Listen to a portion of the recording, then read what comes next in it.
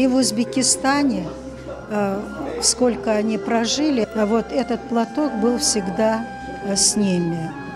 Ну и она всегда, открывая чемодан, видела его, и, конечно, ей опять казался, что у нее на руках ее маленький сынишка, хотя ему уже сегодня 75 лет.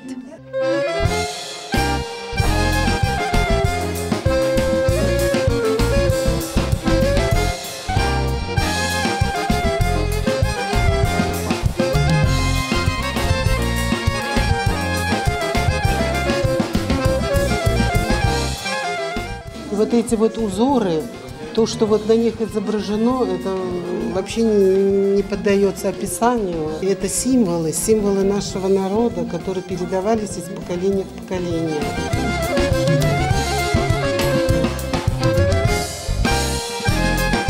«14 экземпляров. Они собраны мною очень долгое время, разные регионы. Одно время работала крымско-татарская диаспора из Германии, крымско-татарская диаспора из Румынии, из Турции приезжали, когда мне посчастливилось с ними долгое время общаться и работать. Здесь есть работы, которые привезены из Румынии.